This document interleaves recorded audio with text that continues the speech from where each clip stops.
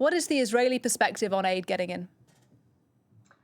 Well, the Israeli perspective is a little different, although I have to say that the latest statements are not really denying the suffering of Gazans, but they do dispute the claim of starvation. So the Israeli army said in the last hour in a statement that 125 humanitarian trucks entered Gaza today from two previously opened border crossings. So that's not counting the new border crossing that was open today, where I think they said another 39 trucks came in. And the Israeli army also says that of all of those trucks, only the UN and other agencies only came to pick up 26 of them. And they say that 900, the contents of 900 trucks are stockpiled on the Gazan side of the border. There's no explanation as to why this might be, but the army does seem to be blaming the international agencies for not properly distributing all of this aid.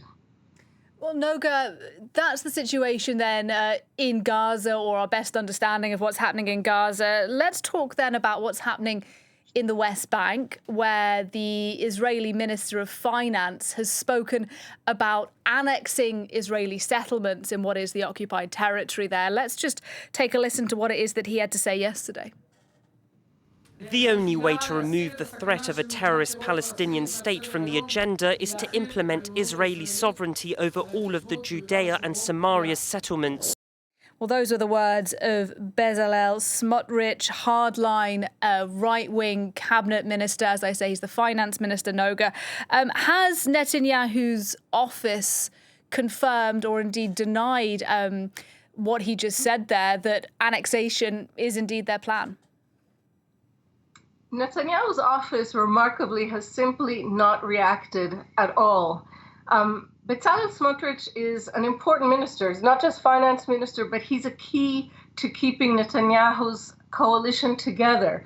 And so what we're seeing is Netanyahu trying somehow to have it internationally both ways, not saying anything in Israel so as to keep his political allies on side, and yet telling the Americans openly that Israel has no plans to annex either Gaza, as Mr. Smotrich also wishes, or the West Bank.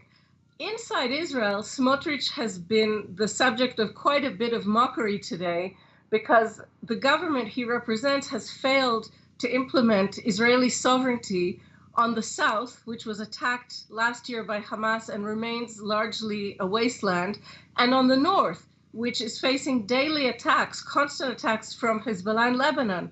And so, you know, the response among regular Israelis has been, look at him talking about annexing new lands when they cannot even exert Israeli sovereignty over the state itself. And Noga, at the same time, let's talk about what's happening in Lebanon, or at least an Israeli report which has just come out, which is suggesting that Israel isn't interested in a ceasefire with Hezbollah in Lebanon until at least when Donald Trump takes office next year.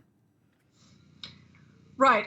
I would say that Prime Minister Netanyahu isn't interested. That's what we're beginning to hear. So just as the Minister of Finance's comments related he explicitly said that President Trump's re-election offers an opportunity for annexation of the West Bank to Israel, what we're beginning to hear is that Netanyahu himself is going to try to put off signing on any ceasefire with Hezbollah in Lebanon until Trump takes over. And the implication of that is pretty harsh, because that would mean that we're looking at a certain 2.5 months of war ahead.